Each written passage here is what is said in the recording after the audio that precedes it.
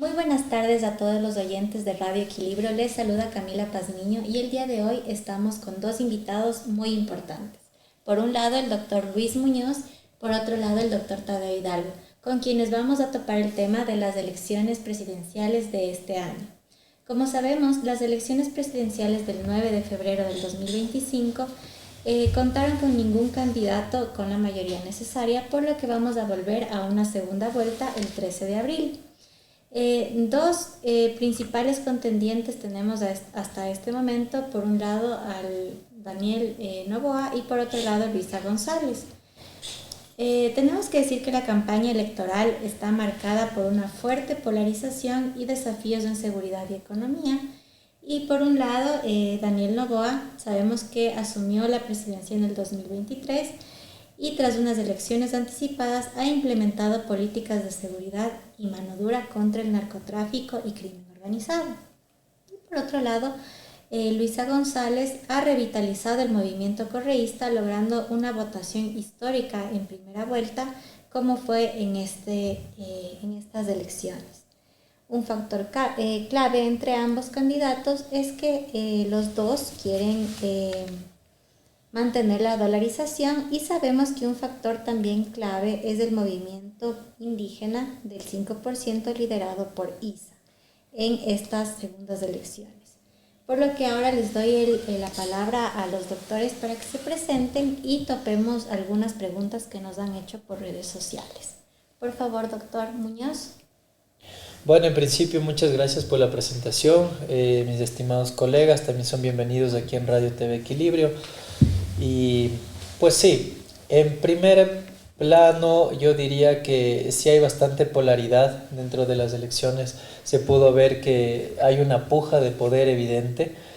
Lamentablemente hay un colateral aquí, que es la sociedad ecuatoriana, en la que obviamente no sabemos si el futuro es incierto o seguro. Sí, nos deja muchas dudas el ver que todavía hay una gran resistencia fuerte en contra de Daniel Noboa, pero por otro lado también que hay una receptación de algo que ya pasó y que ya fue, como es la Revolución Ciudadana, lo cual nos deja divididos completamente como país, ¿no? Entre la costa, la sierra y Galápagos. Ahora, entre las 4 regiones contando el oriente.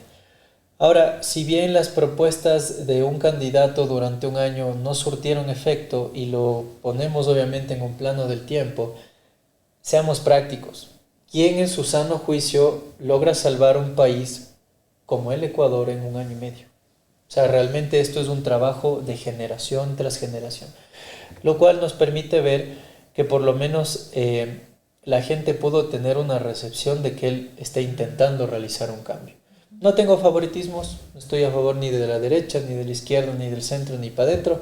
Estoy a favor de ver que vivamos en un país donde realmente yo salga y tenga la seguridad de que primero no me matan por un reloj, de que segundo mis futuras generaciones tengan un empleo, salud y educación de calidad, y tercero que mi persona se pueda desarrollar profesionalmente. Si cualquiera de los candidatos, y aquí me lanzo hasta a temas de la CONAIE y lo que sea, pueden embonar estos engranajes, realmente yo soy partidario de algo así. Pero de momento pienso objetivamente que ningún partido ha demostrado eso, más bien han demostrado una puja de poder, ¿no? Lo que decía en el inicio. Eso pienso de momento. Muchas gracias. ¿Y usted, doctor?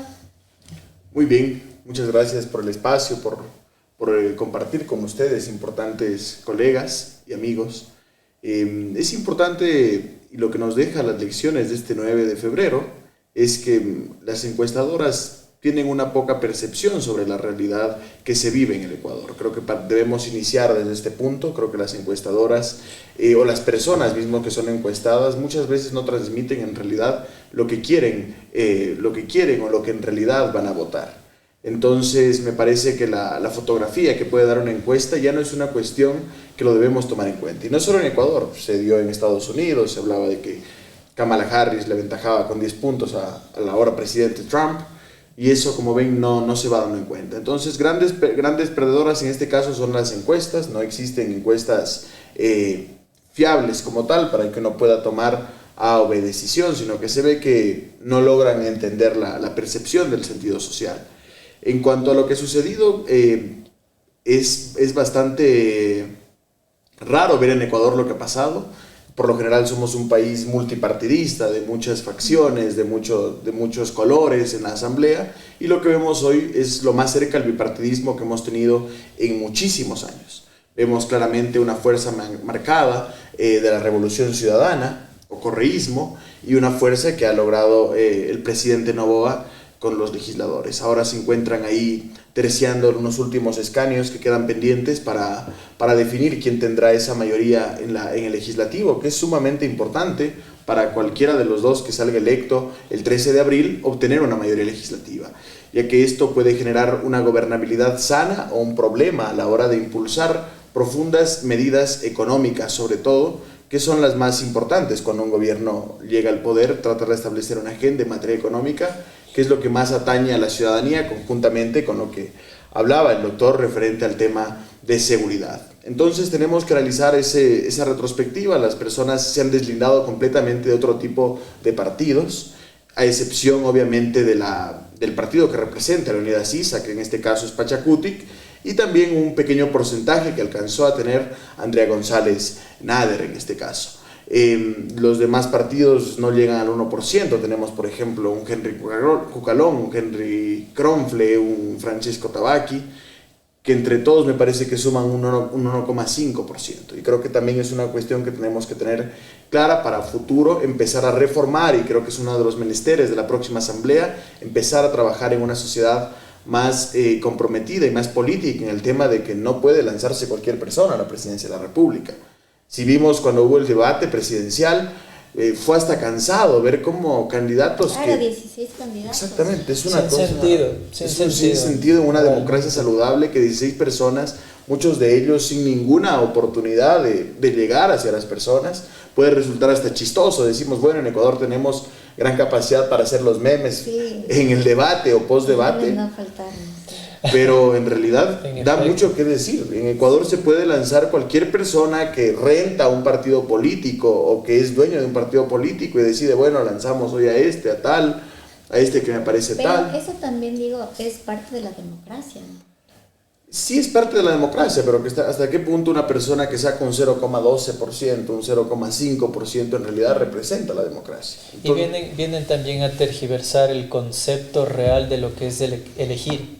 Exacto. Porque durante años, días, meses he escuchado al ecuatoriano promedio hablar sobre tenemos que votar por el menos peor. Es decir, nos estamos encajando como sociedad que dentro de un paquete de políticos tenemos que elegir lo mejor de lo peor. Y eso es justamente lo que nos tiene así los últimos 50 años. O sea, el poder de elegir debería ser el elegir algo en calidad. Exacto. Propuestas de calidad que realmente representen. Porque en Estados Unidos obviamente tiene solamente dos polarizaciones claras, ¿sí? Porque lógicamente tienen una historia vasta de cómo llegaron a ese ámbito político. Si nosotros no comenzamos a hacer cambios, como menciona mi colega aquí presente, lógicamente nos seguimos convirtiendo en este hazme reír, porque realmente en la comunidad internacional el tener 16 candidatos y que en los resultados no sumen ni un 2% es un reír. Preocupa, porque realmente te quedas pensando si son deflactores, es decir, distractores de la sociedad para votar coherentemente, o realmente estamos haciendo democracia. Esas son cosas que sí debemos cambiar. Y yo les pregunto, bueno, tenemos algunas preguntas. La primera dice, ¿qué factores influyen en la decisión de los votantes en Ecuador? ¿Qué creen que influyó en estas elecciones para los votos?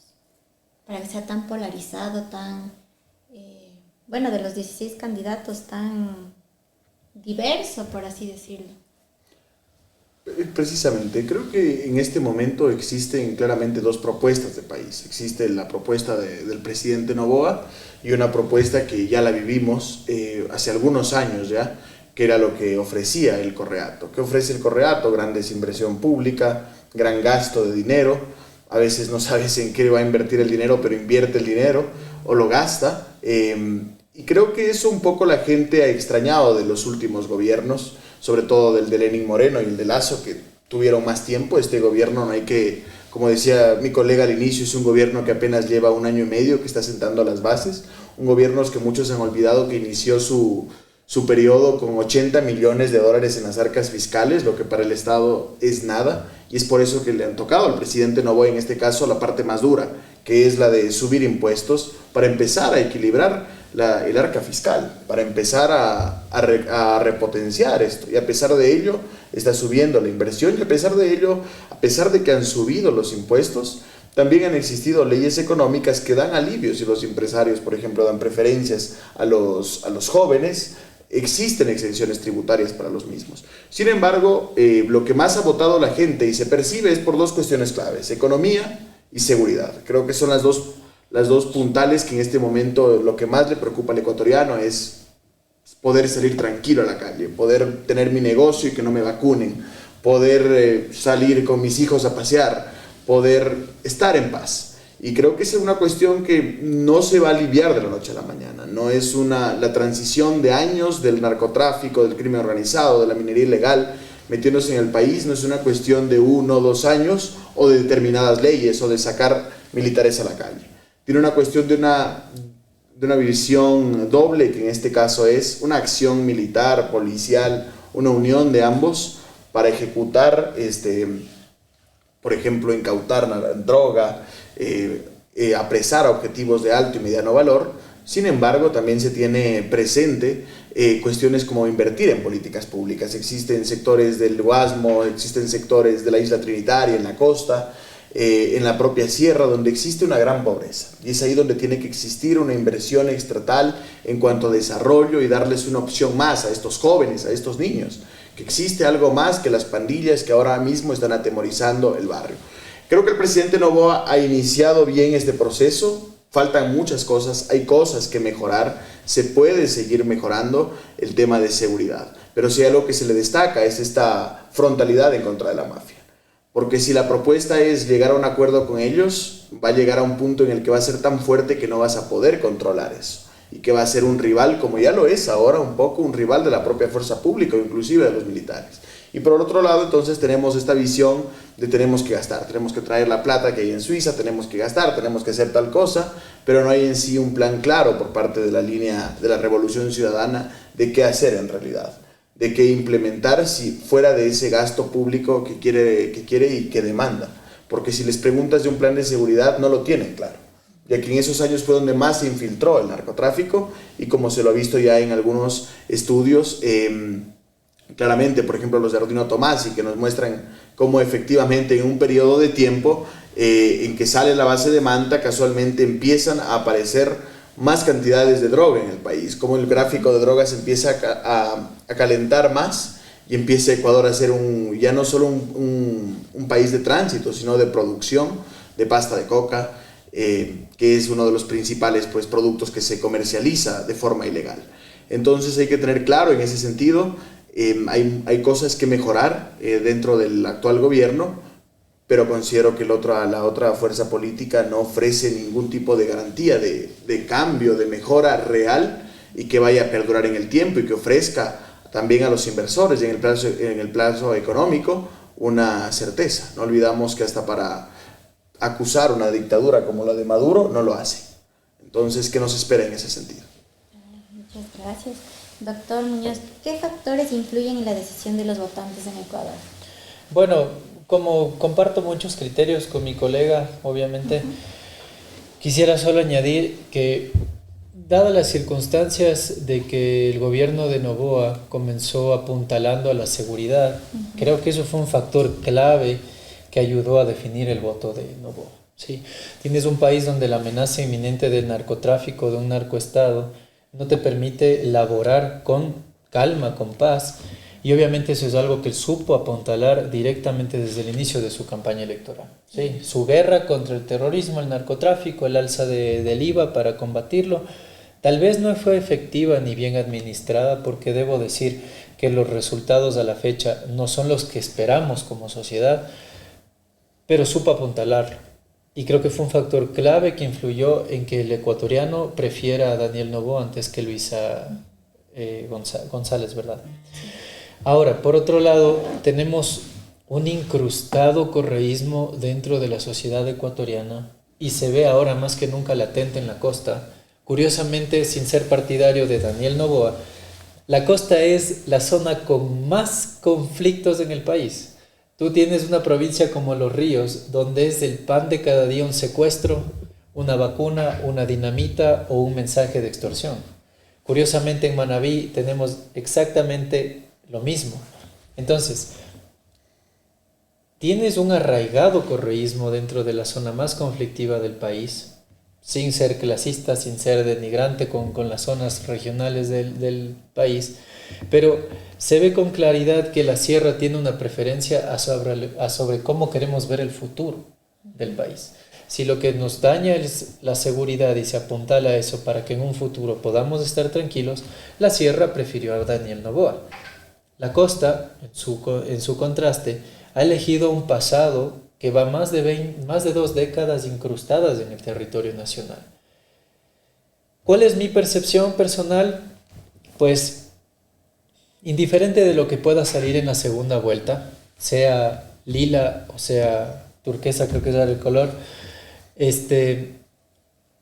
están perdiendo objetividad sobre realmente lo que el ecuatoriano necesita. O sea, nos estamos basando más en lo que los partidos políticos quieren sembrar en nuestro voto, a lo que realmente necesitamos: educación, seguridad, oportunidad laboral y desarrollo. Y ningún partido, sea Noboa o sea el Correato, nos ha demostrado que realmente quieren apuntalar esas aristas.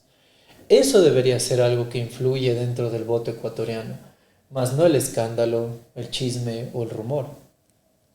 Y lastimosamente eso es lo que más ha influido en nuestra sociedad. Culturalmente somos así, nos encanta el meollo, la quemarropa, nos encanta el chisme, y lógicamente los partidarios políticos entienden muy bien eso. Entonces saben cómo armar sus escándalos para coger partición de votos en ello.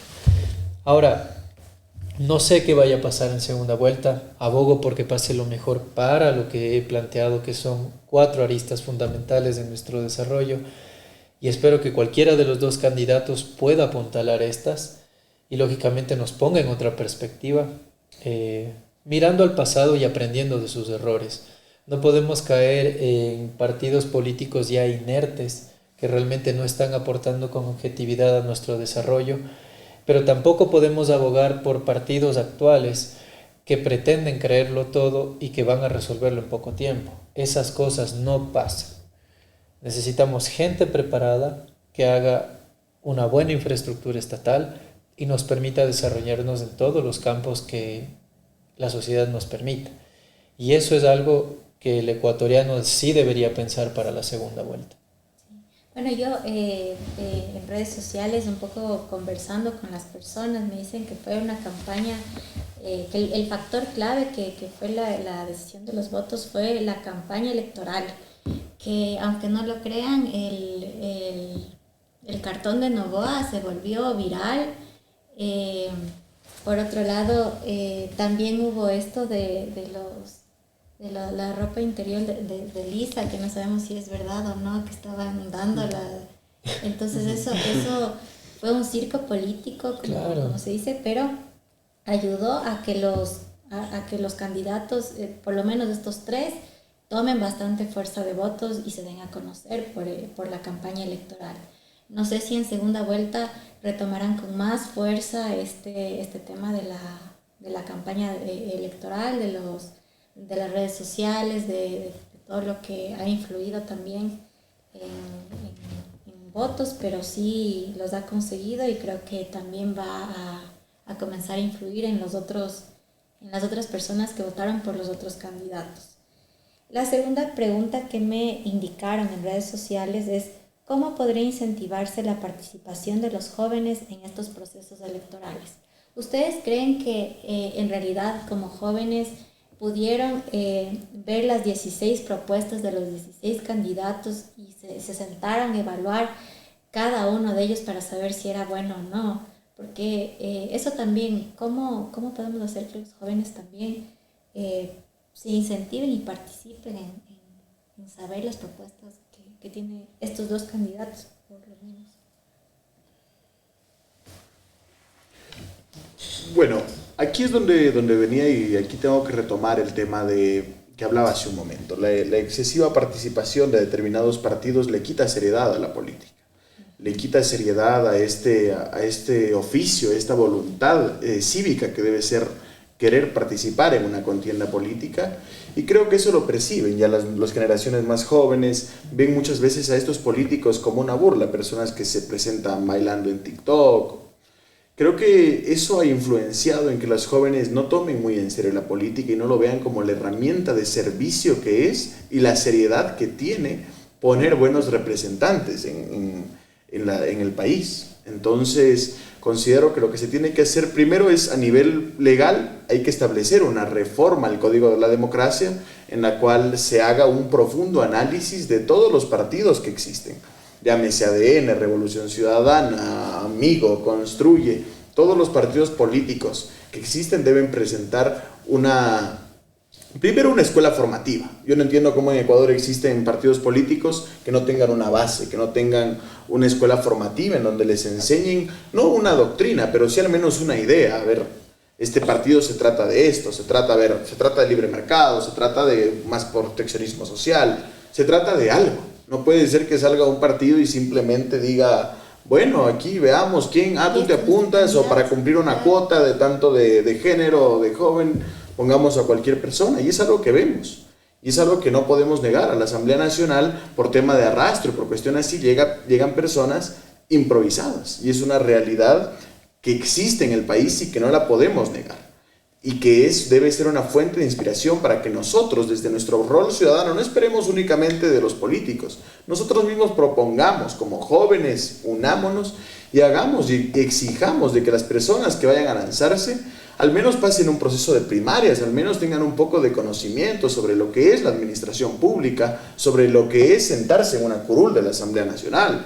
Muchas personas confunden, por ejemplo, estar en la Asamblea con temas de hacer una vía en un cantón o hacer una cancha. Eso no es algo que le corresponde, por ejemplo, a un asambleísta, pero sí es algo que la gente o el pueblo lo ve de esa manera. Y es importante que lo empecemos a ver así. Yo creo que las personas debemos a empezar a ver la política desde una óptica más seria, más real. Y a veces sí me decepciona un poco, por ejemplo, cuando haces una visita a un lugar para comentar de una idea o un proyecto de ciudad, de país, te dicen, oye, ¿y no tiene algo para dejarme, una camiseta, algo? Y ahí es cuando digo, están forzando a que la política sea la entrega de dádivas, de alguna cuestión así, que no debe ser de esa manera. Porque la persona que se está lanzando, ¿de dónde va a sacar el dinero para comprar todos esos insumos que una persona le pide? Y es ahí donde empezamos también a romper un poco el sentido real del debate de ideas que debe ser la política en este caso. Para que los jóvenes se incentiven, es importante que conozcan de la misma. Ahora tenemos en la red digital toda la oportunidad de acceder a ella. Las personas obviamente que no tienen la capacidad de acceder a esto, ahí sí hay que llegar con capacitaciones, brindando herramientas, brindando cursos, pero por lo general ya estamos en una era más digital, en una era en la que en cualquier familia ya tienen un celular, tienen un dispositivo electrónico para poder aprender más. También depende un poco de una iniciativa personal, de una educación, tanto desde familia como desde el colegio o casa, en donde se incentive, en realidad vean a la política como un sistema de servicio. Los jóvenes, a no perder la iniciativa por la política, creo que si perdemos la afición o la necesidad de por lo menos enterarnos quién está para asambleísta, qué ha hecho en su vida, ya sea en su vida profesional como político o en su vida como un trabajador normal, pero sí enterarnos un poco. Creo que también depende mucho de nosotros lo que podamos hacer y no caigamos en el conformismo de dejar que cualquier persona llegue a ser la representante de nuestra ciudad, de nuestra provincia, y que también representa nuestros más grandes sueños y aspiraciones. Muchas gracias, doctor. Sí, justo escuchando, comparto muchos criterios, la verdad. Los jóvenes de ahora realmente tienen un concepto político muy banal, muy limitado, ¿no? tú tienes ideologías como las de Marx, incluso las de políticos nacionales que realmente han trascendido. Justo hablaba el fin de semana de por qué ahora votan A o B, ¿no? Y realmente no saben por qué están votando. Realmente no saben por quién están votando. Votan porque en redes sociales escucharon el escándalo de tal o el chisme de tal y lógicamente no les gusta o sí les gusta y esa es su elección. Lamentablemente eso, como comentaba mi colega, es triste. Realmente es triste. ¿Por qué? No solamente porque los jóvenes son el futuro, literalmente son el futuro. O sea, de aquí a 10 años, quienes van a estar sentados aquí haciendo política son ellos. Y al ver que no tienen un criterio social, colectivo, que les permita realmente dar una buena elección, sí me asusta un poco, me asusta. Lamentablemente no es que nuestra cultura nos ha brindado también el contexto social como para decir me voy a informar de este candidato, eso no es verdad.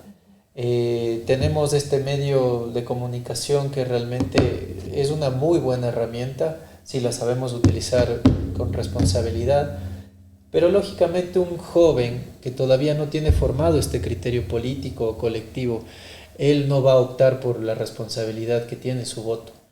Pienso que lo que más influye en los jóvenes de ahora es el comportamiento de los políticos en sus plataformas favoritas, tal como lo acabo de describir. No se empapan realmente de la planificación que quieren sentar en nuestro país. Se enfocan realmente en cuál es el comportamiento del candidato en redes sociales. Eso nos deja con una pobredumbre en el criterio de nuestros jóvenes.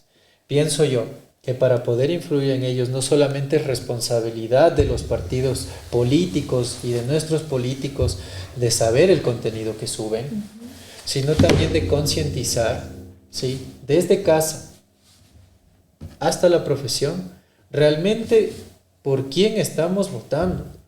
Caras vemos, intenciones no. Simplemente puede haber un Noboa que sea impresionantemente capaz de hacer las cosas, pero por dentro puede haber un pequeño Rafael Correa con una prepotencia y una dictadura que va embonando y va floreciendo a través del poder que va adquiriendo. Y eso es justamente lo que tenemos que evitar por las 2 últimas décadas que ya hemos vivido en ello. Si tú te vas a una filmación que hay de Rafael Correa en 2015, habla exactamente igual que Noboa, exactamente igual. Igual de prepotente, igual de poderoso, igual de embelesado, pero ahora lo ves en un ático gritando a todo el mundo. O sea, nuestros jóvenes tienen que aprender de la historia, es necesario, es indispensable para que ellos puedan elegir bien. Y obviamente tienen que medir el contenido que ellos consumen todo el día, a diario. Pienso que por ahí se puede apuntalar la conciencia joven. Sí, y bueno, también el peso de que ahora su voto también cuenta, porque desde hace no muchos años se cambió este panorama para que los jóvenes desde los 15 años puedan votar. Entonces yo creo que una función de ellos y una responsabilidad es empaparse de lo que está pasando, bueno, en este caso de los 16 candidatos, de las propuestas, de ver qué ofrecen, qué es lo mejor, porque la verdad es que como jóvenes es duro, somos del futuro, y también ver cómo va a ser nuestro día a día, nuestro trabajo, cómo vamos a llegar a las plazas de trabajo, cómo vamos a llegar a las plazas de estudio. Ya de por sí es difícil. ¿Qué nos proponen los candidatos para nuestro beneficio? Ese es el rol que deberíamos nosotros ver como jóvenes, ¿no? Y por último, me estaban diciendo, por último, tenemos nuestra última pregunta, y esto es ya como una polla electoral. ¿Qué creen que va a pasar en el Ecuador después de estas elecciones? ¿Qué creen que partido va a ganar o qué esperan en estas elecciones que pase? Bueno, para serte honesto, Cami, es un poquito complejo desear que pueda ganar o no, ¿sí? Dado que estas elecciones han sido tan atómicas, ¿sí? Como bien hemos planteado el día de hoy, es complicado analizar la propuesta de cada candidato, más aún cuando existe tanta polaridad y vemos una división de nuestro país muy tangible. Pienso yo que apenas a 2 meses de la segunda vuelta, si Daniel Noboa logra consolidar una sola fuerza con los votantes de la minoría, que obviamente fueron, creo que menos del 3%, realmente va a tener ventaja sobre Luisa González. Es mi predicción, es un poco también lo que deseo, no porque tenga algo en contra de la Revolución Ciudadana, no. Realmente a este punto me ha llegado a dar igual el tema. Pero es más porque veo una cara fresca que, si bien ha tenido sus errores, aún no ha demostrado su potencial completo, ¿sí? Rafael Correa fue uno de los mejores presidentes que tuvo el país, con el mayor presupuesto en la historia del Ecuador. En la historia del Ecuador. Él tuvo el poder, el alcance y el deber de cambiar nuestra historia cuando tuvo el poder en sus manos. Lamentablemente, en 2 décadas que tuvo el chance, no lo hizo. Eso a mí me deja como gran antecedente que no podemos tropezarnos con la misma piedra. A pesar de que Luisa González sea otro personaje, estoy seguro que el primer año lo único que se va a intentar es tratar de hacer volver al rey, y los 3 años restantes van a intentar gobernar algo. Y eso para mí no es desarrollo, ¿sí? Indiferente de lo que sea como resultado, digo mi predicción ya como la he mencionado, espero realmente que Daniel Noboa genere una alianza política positiva y logre ganar las elecciones. Caso contrario, Luisa González se lo va a comer en vida, porque el crecimiento que tú mencionaste de las antiguas elecciones a las actuales es real. O sea, Luisa González se despuntó 10 puntos y sin problema alguno llegó a la segunda vuelta. Hay que poner eso sobre la mesa, eso es increíble. Sí, sí. Sin embargo, como dije al comienzo, opto porque nuestro país se desarrolle, fuera de partidarios, políticos, de intereses y escándalos. Necesitamos cambiar esta vaina para el bien de nuestras generaciones. Doctor, ¿qué piensa? Gracias. La verdad es que es una elección de las más reñidas que se puede establecer en los últimos años. Hay una clara polarización que fue con la que inició precisamente el doctor, y es evidente, existe una clara división entre los factores. Ahora veo que el señor Correa ha decidido llamar a los que antes despreciaba, a los aliados de Pachacutic, del sector indígena, como sus aliados naturales, lo señala. También tuve la oportunidad de escucharle al candidato Issa, el ex candidato presidencial Leonidas Issa, en el cual establecía que él no iba a apoyar tampoco a Daniel Noboa y que marcaba como esa distancia. Para fortuna de los que los que queremos una democracia participativa y que podamos tener libertad en los próximos años para elegir una democracia real, los votos en Ecuador tampoco son endosables. A pesar de que hoy un candidato diga, yo le ofrezco mi apoyo a tal persona, es mentira. Decir que los 5 puntos de Leonidas Issa se le van a ir enteramente a Luisa González tampoco es real. Vemos unas secciones como por ejemplo el de Lourdes Tibán, el cual sale rechazando abiertamente la postura de que el proyecto correísta vuelva a gobernarnos.